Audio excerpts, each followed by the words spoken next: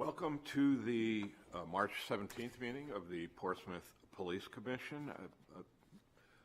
Point to the chief for a moment of silence. Well, we'll do the Pledge of Allegiance, and I'll start with that. Ask the deputy chief to lead us in the Pledge of Allegiance. Pledge allegiance to the flag of the United States of America and to the republic for which it stands, one nation, under God, indivisible, with liberty and justice for all. Now, as Commissioner Sherrod stated, take a moment of silence before we begin the meeting tonight and acknowledge the passing of Barbara Ann Burke. She was the wife of retired Portsmouth Police Chief William Burke, who served the department from 1987 to 1999. Mrs. Burke was remembered as a devoted wife, mother, teacher, and community member, and we extend our heartfelt condolences to Chief Burke and the entire Burke family. Please join us in observing a brief moment of silence in her honor.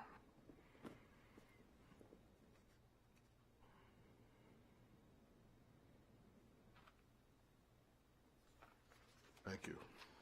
Thank you, Chief. I have a motion to accept the minutes. I'll make a motion that we accept the minutes of the meeting from the February 18th regular commission meeting. Second. All in favor? Aye.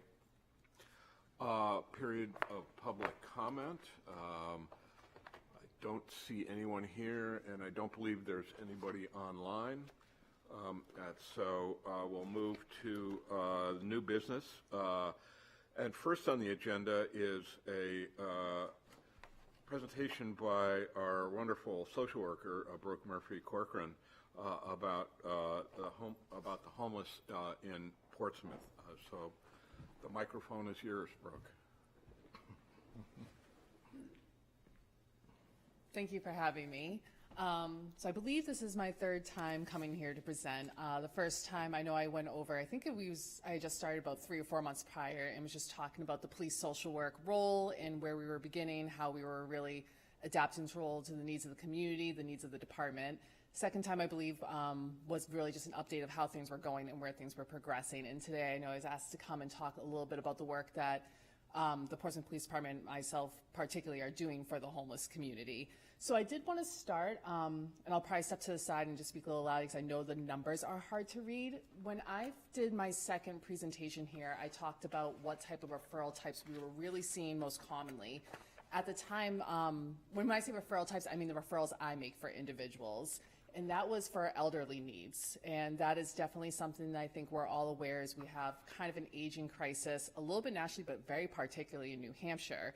So the number one referral type I was making were for elderly services, and right beneath that was shelter and housing. But in this past year, we've kind of seen an increase in the needs for housing and shelter.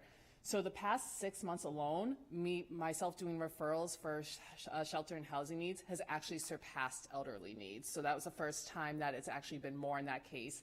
The 6 months prior to that, they actually were a complete even tie. So the past year, I've seen that need in our community growing. So if I'm talking too quietly, please let me know. But no one's ever told me before I was talking too quietly. So this section is housing and shelter. So this is pie graph is just for the past 6 months. So 31% of the referrals I made are for housing and shelter, and elderly needs is at 18%. So the 6 months prior to that, they were tied both, I think, at 23%. So you're kind of seeing a big difference in that change now. Right here is financial assistance, so we're kind of talking in that sense about rental assistance, cash assistance. This is mental health, which has been consistently about the number 3 most common referral type, but right now it's actually tied. I'm so sorry about that. Okay, thank you. So mental health needs and medical needs are currently tied. This is for domestic violence and crisis services, food insecurity, and then there's other. Other category that could have to do with substance misuse. Surprisingly, I don't get a ton of needs right now, and I think that's because the way our model is not evidence-based, but I'll talk about how we're actually addressing that soon. Legal services, that's very commonly for the other category. So I want to show this just to show that while we do still have our aging crisis, the need for shelter, as I said in the past year, has grown quite much. So just to touch base on really just what the basic social work services I do to address the housing needs. As I mentioned before, I do a follow-up service. So typically it's me identifying individuals from looking at our logs where, I'm looking at usually the type of call it is, most often check well-being, mental health, and seeing was this something that could have been solved with social work support. So again, my services are after there has been contact already with the police department. So whether it being referred from a police officer, a ranking officer, or me identifying through the logs, the first thing I do is identify their needs. So most of the time I'm meeting with the individuals. Sometimes there are barriers, maybe a transportation barrier, although I'm willing to go meet with them. Some people don't want to meet in person, but for the most part I meet with them. I do something I call a needs assessment. And we just go over what they need in terms of shelter, applying for housing, and assessing eligibility for rental assistance. And this is me just focusing on the shelter part. Of course, there's a lot of other needs people have. So if they're, again, homeless, we're looking at what's the first step. A lot of times we have to look at where the origin, where they became homeless, because that depends for city welfare example. So I have a really good relationship for our city welfare, but if their origin of homelessness is Newmarket, Dover, that's actually now the city welfare office I have to work with. Behind for housing, but housing wait lists right now I think are about 5 years long, so that is a long-term goal, but we're still doing that because we don't know where you're going to be in 5 years. Almost every single client I have, I actually recommend for applying for housing, unless they're 100% stable with where they are, because I always tell them, you do not know where you're going to be. When you get that call, if you don't need it, wonderful, but in 5 years you need it, you're already 5 years ahead of it. And then depending on what their needs, like I said, connecting to what the local supports and services are based off what they're eligible for, what their needs are in that sense. Then assisting with applications for services, that it can be quite a process. So the housing application itself is not too difficult, but in order to apply for housing, you need a social security card, you need your ID, and a birth certificate. And you can imagine, honestly right now I'm actually trying to think if I even have my birth certificate and social security card handy. Now imagine if you are homeless and you're going from shelters, you're staying in tents, other people are rummaging through your stuff. So simply applying for services is really not as easy as saying, hey, let's meet next Tuesday at 2, fill out this application and send it in. Usually we have to take several steps back. And same thing if we go for welfare example, when you apply for welfare, you have to provide bank statements, you have to provide leases, depending on what your circumstances are, there's a lot of proofs you need to provide, and quite often my clients don't have access to those things. So we're really actually starting with getting the basics before we can even apply. Then depending on what the type of application is, a lot of times there's follow-up. A lot of my individuals may not have phones or they have social anxiety. So every application I do, I will say, you hear, okay, well, we referred and we applied. You're probably thinking that was maybe like 45 minutes. A lot of these are actually like weeks-long process. So I'm completing the application, as I mentioned, obtaining the required proofs and documents. So continued, a few other things that we do try and help in the process is I've utilized my connections to obtain bus passes to assist individuals with shelter. So that actually started with going to Harvest Day Fair in Dover and seeing the Coast vendor and just going up and introducing myself, explaining my role, and then I could develop a connection with them where they provide bus passes. Those are available to all officers. I've sent out routine emails on top of my desk. I have a section for them, and if anybody asks me, I have those. So those have come in handy a few times, specifically this winter when oftentimes Willand Warming Center was open and Crossroads was not, and the question is, well, how are people getting there? And they were able to have free bus passes provided to individuals, and we always make sure to give them extra because if they need to get back, we don't know what their plans are afterwards, and we don't want to just ship someone off and say good luck. And whenever someone is given these things, it's always encouraged to also give my business card too, so that, again, if they go to Willand and say it's closed the next day, they have someone they can contact so we can try to figure things out for them. Providing updates to the police department on shelter activations. This winter, I would say it was kind of lucky. Willand was open a lot. Crossroads was open quite frequently, but then when there was severe weather, it was important for them to know which ones are open, but there was also plenty of times that they were closed and people needed an update to know that, this weekend we are not going to have that option available. Connecting individuals to long-term case management and collaborate with them as a team. So as I mentioned, a lot of times these processes take a while. My services are supposed to be short-term case management, really depending on the needs of the individual. It can go either way because I've had individuals that say I refer to Seacoast Mental Health. They get involved with case management services, but their needs are so high. And if I've already started the housing application, it feels for me, negligence, say, okay, you take it from here. Now they're trying to pick up with the client on where they left off. So a lot of times we'll instead work on a team. I actually have an individual that I'm working collaboratively with their case manager at Crossroads Shelter because I started their DHHS application. And that is a process. It is not easy to get those benefits. So finding out that he had the case manager, I connected with her, and she already started housing. But she was going to work on DHHS. I was going to start housing. So we said, hey, you focus on the housing. I focus on DHHS. He has 2 supports now, but we're both very focused on what we're doing, so there's not duplicating efforts. And then unfortunately, sometimes what it comes down to is some people are trespassed from shelters, and some people are not eligible for welfare assistance. I have no idea how to get rid of that. So unfortunately, sometimes we have to go to the last resort, which is tent and camping supplies. So that I've used local connections such as Operation Blessing and Safe Harbor, sometimes City Welfare. I know they've mentioned before that sometimes they'll help people get those supplies. So if they have no option, I probably could have tried that. Thank you so much. If they have no option, I know it's not ideal, but those are the last resorts, and we are able to help people, sometimes in winter too, getting them the mattress pad, getting them the portable heater for their tent. So one thing I want to talk about within my role is the community connections I've built, because while that may not be a direct service that I provide to the client, it has kind of grown to be very beneficial to them. So one of them, this started, I want to say a little bit earlier on, maybe a year and a half, 2 years ago, is I developed a connection with Gather, where they agreed for me to actually have an account with Gather. So it's just me, the police social worker, and I am going to talk to them if we have another one of not making it Brooke Murphy Corcoran, but making it more available and accessible, so that I'm able to obtain food for people who do not have a way to get to Gather. So whether it be transportation, whether it be a medical issue, I have individuals who have agoraphobia.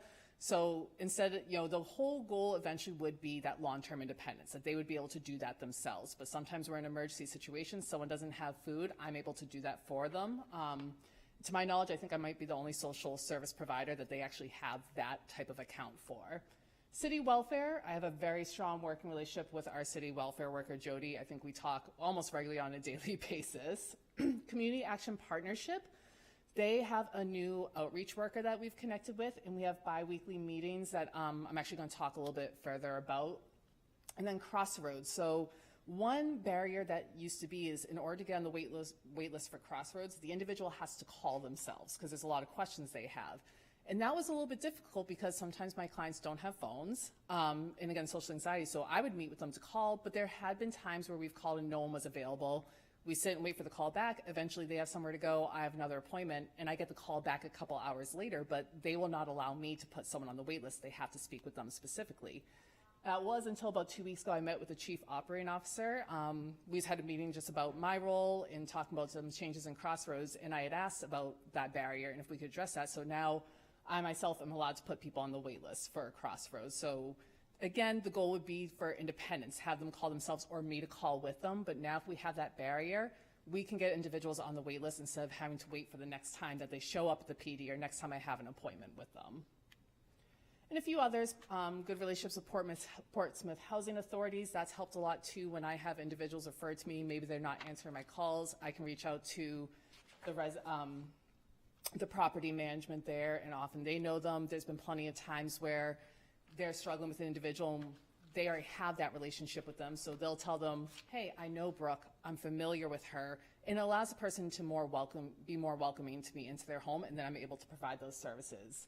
The Greater Portsmouth Youth Wellness Coalition, so I attend their monthly meetings. I'm also on their advisory board. Again, it's just beneficial to have more of those community connections.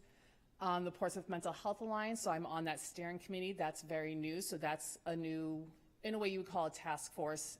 Dover has one, I believe Somersworth and Rochester have one. They've been very effective in their community. That whole purpose is really to address what the needs are in the community, and each one's unique. So we have our first meeting, I believe it's a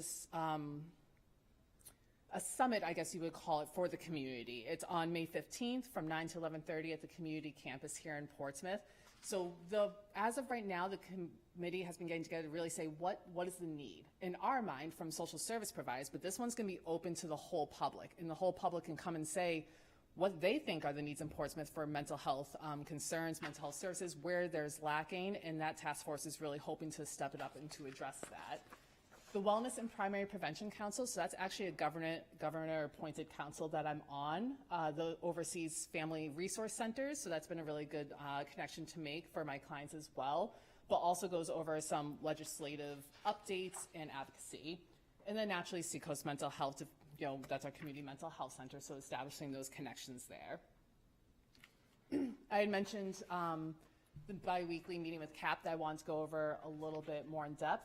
So involved in that meeting is Community Action Partnership, Tammy Whalen from Crossroads, myself, our community outreach officer, and our city welfare. So CAP was actually the one who came up with this idea to have this meeting, and it was because when they had their outreach worker, I started to meet with him here and there, and we were realizing we had a lot of people that we were both coming into contact with. But, the client, whether they forgot or wasn't sure, we weren't being told that by the clients, and we were realizing that sometimes we're duplicating efforts, or sometimes he knows where someone is and I haven't been able to get in contact with them, or vice versa.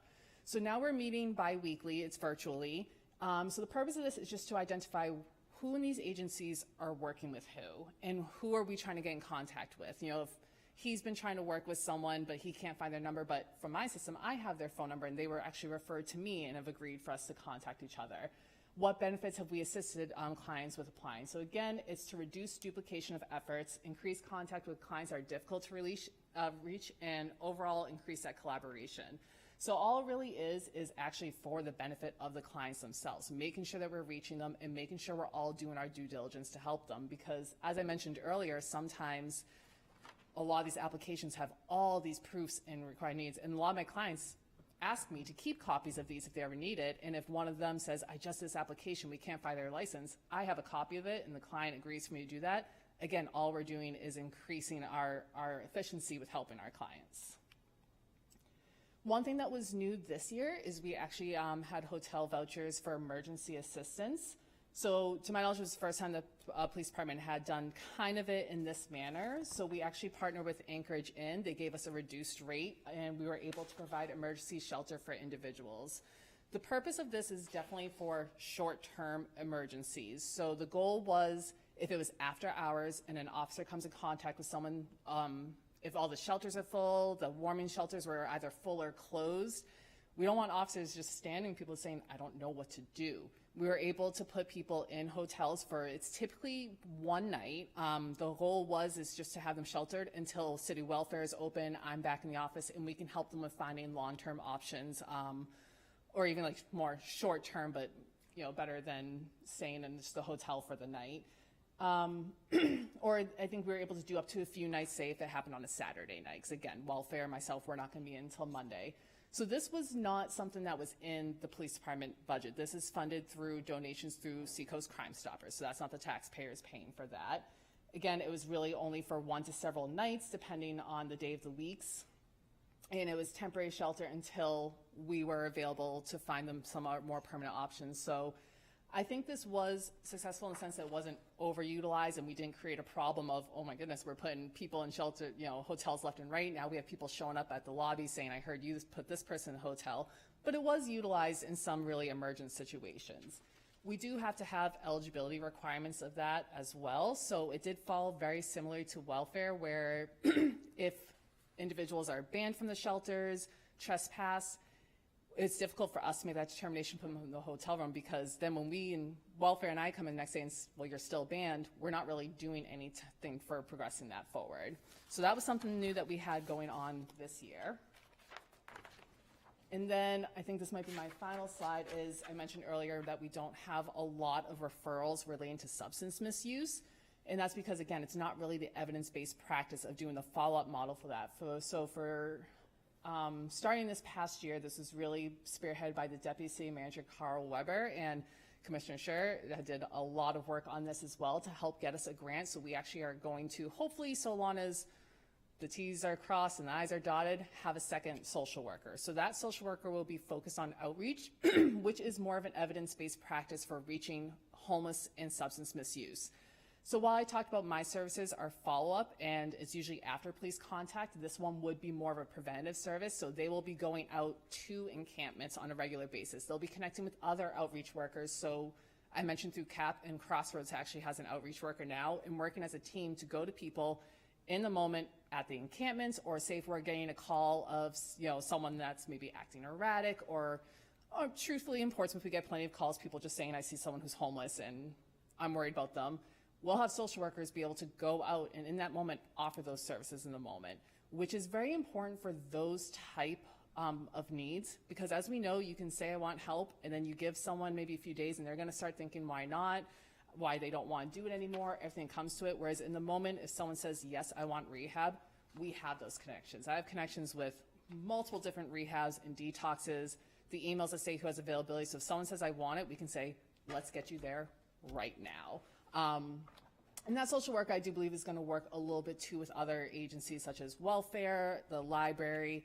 Again, they're seeing a lot of our homeless community and being able to provide additional services because they're not social workers themselves.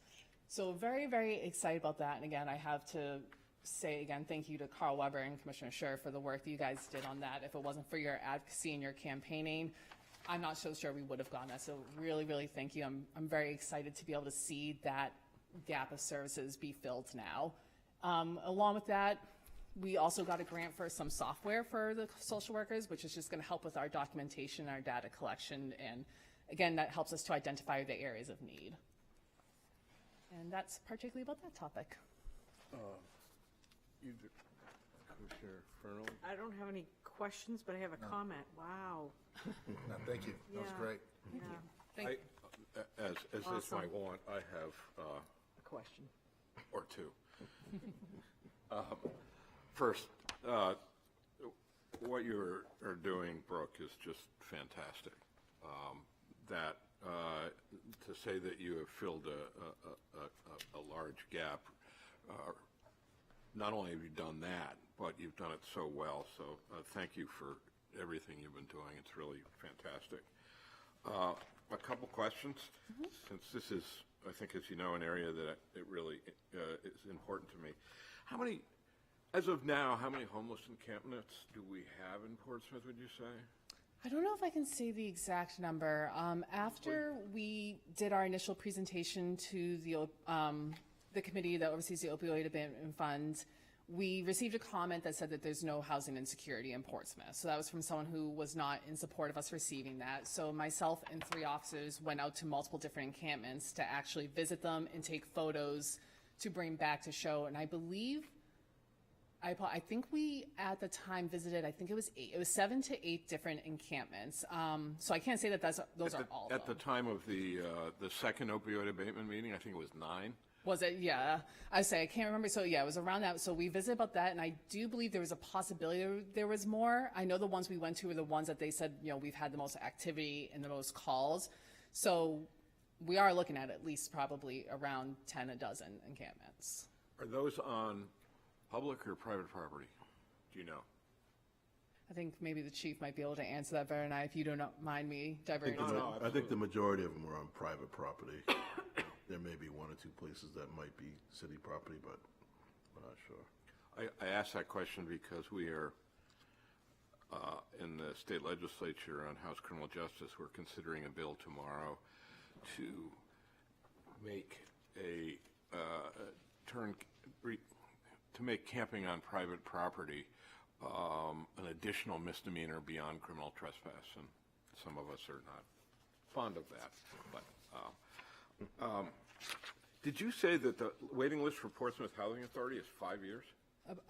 Last I was aware of, it was approximately 3 to 5 years. I think last I heard it was about 5 years. And I don't want to say that's 100%, but that was the last I was aware of, which was not very long ago. I do know that some housing authorities have actually closed off waiting lists. I think not completely, but mostly for some of their property sites are 62 and older, for example, and those ones are closed off because at this point, the waiting list is so long that they really can't accommodate anymore.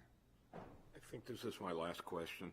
At the beginning, you talked about the increase in the work you're doing related to housing and shelter versus elderly needs, the shift in that.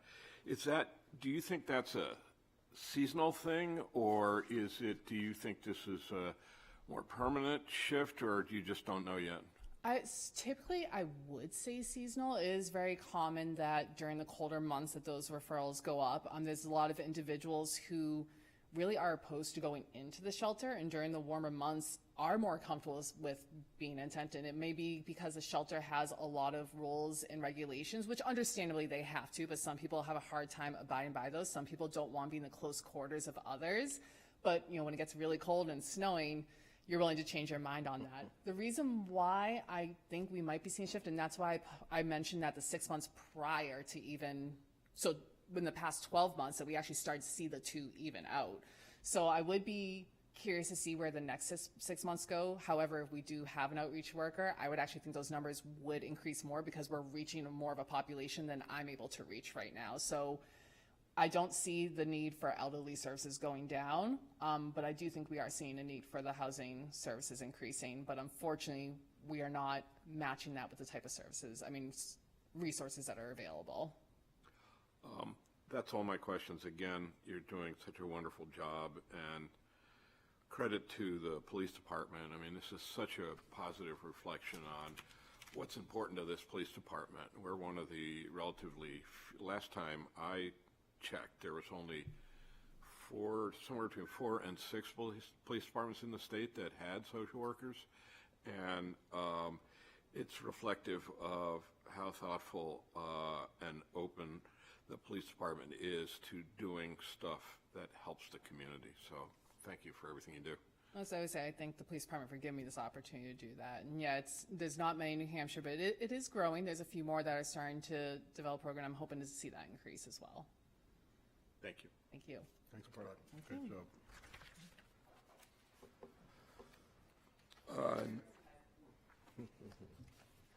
She can stay. You can go home. She can stay. Well, we promised to get her home.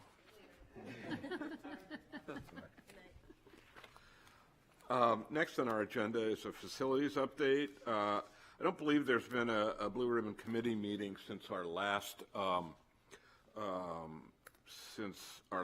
Police Commission meeting. There is a meeting tomorrow, and there are starting to develop some options for how to go about the mix of the police department and the city services, and what space we have available and what additions we may need.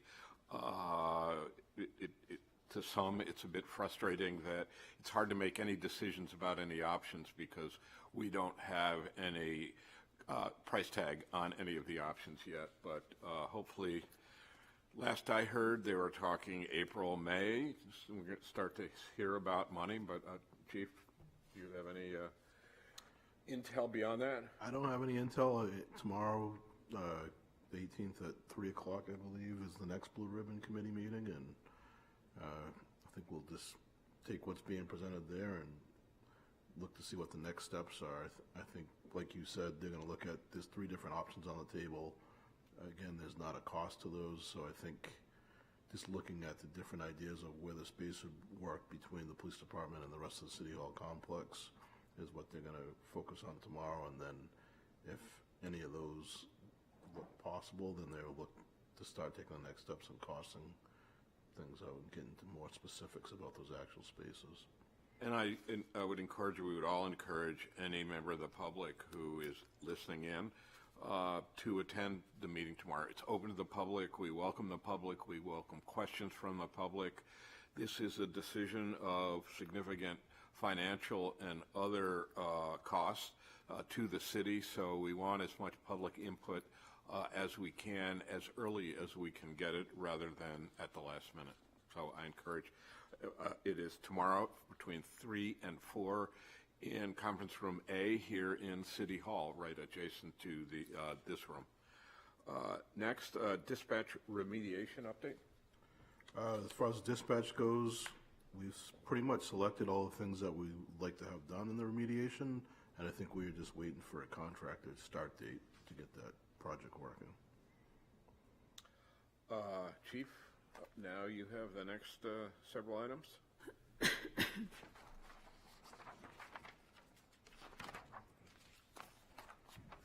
I will point out while the chief is getting to it that we no longer have on our agenda list the community priorities that we've had here for 4 years because we can report that we've met essentially all those community priorities, and I wouldn't say it's been a long 4 years, but the police department's done a tremendous amount of work over the last 4 years, be it body cams, the new CAD RMS system, which is up and running, a host of different things over the last 4 years to implement those community priorities, and they are complete. And congratulations again to the police department for being proactive in addressing them. All right, thank you. Today is St. Patrick's Day, so wishing everybody a happy St. Patrick's Day. With that, I would say, everybody please be safe.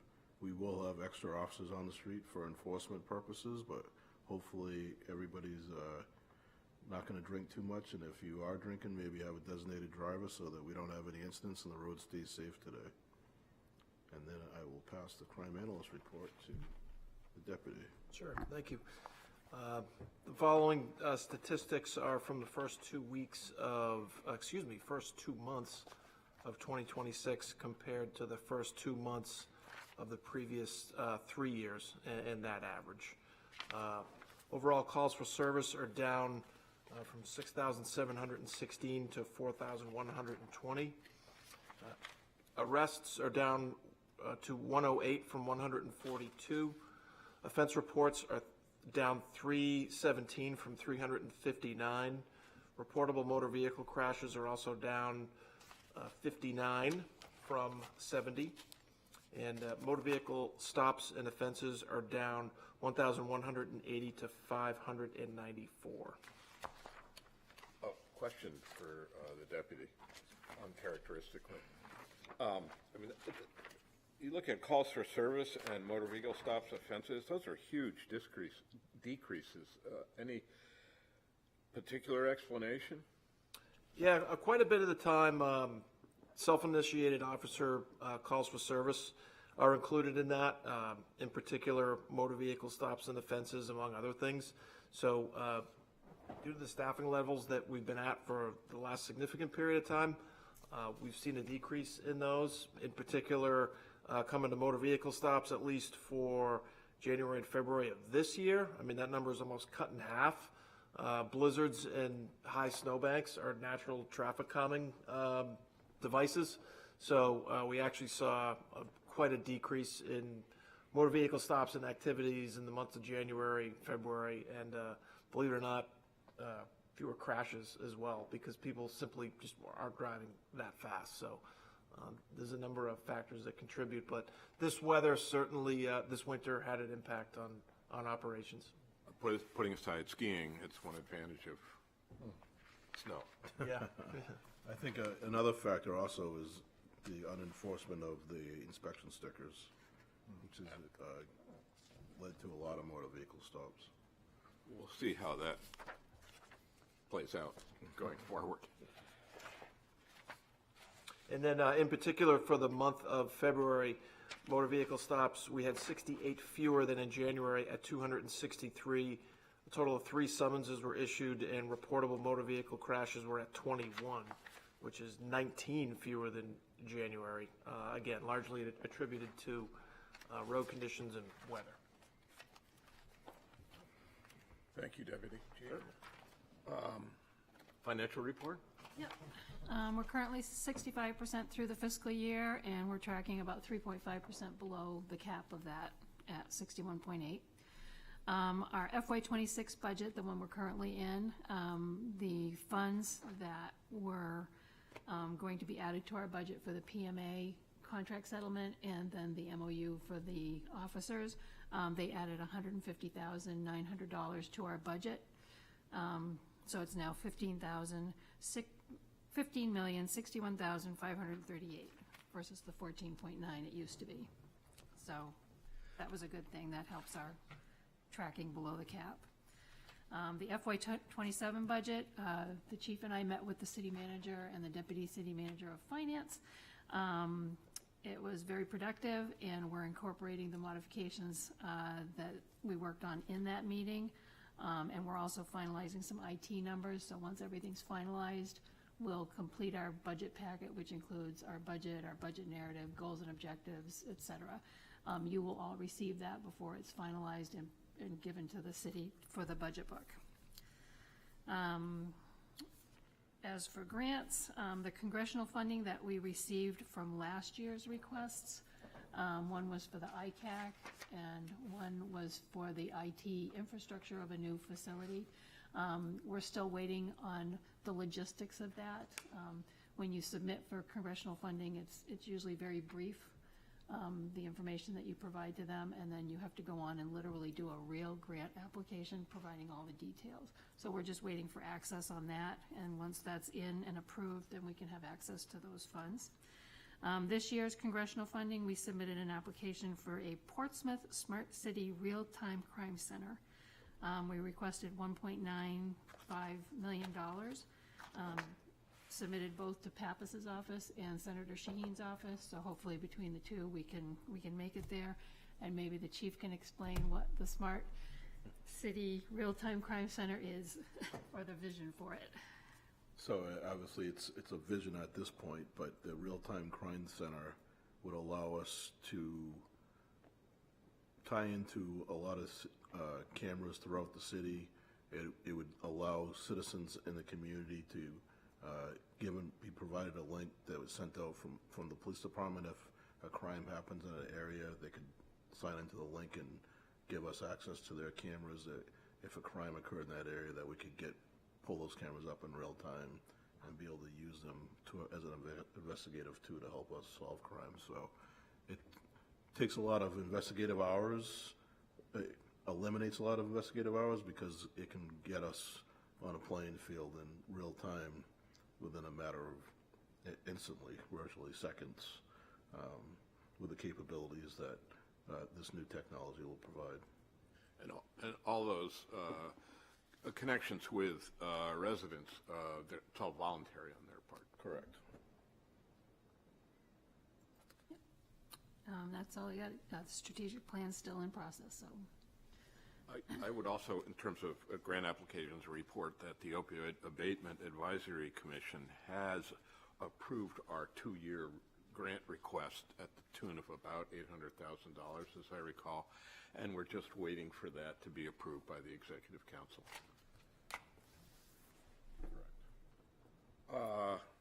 I think unless there's anything, anybody has anything else they want to bring up, the only thing I would say is echo what the chief said. It's St. Patrick's Day. Be careful. It's very tempting to make poor decisions when you're involved, when you're celebrating a holiday like this. We always see that, but please be careful. With that, motion to adjourn? Well, let's say our next meeting. Okay. Why don't we tell you when our next meeting is? Our next meeting is Tuesday, April 21st, currently. Please check the municipal meeting calendar just to make sure on the city website. There'll be meeting updates and any possible change if we change that date. With that, I'll take a motion. Thank you. I'll make a motion that we adjourn. Second. All in favor? Aye.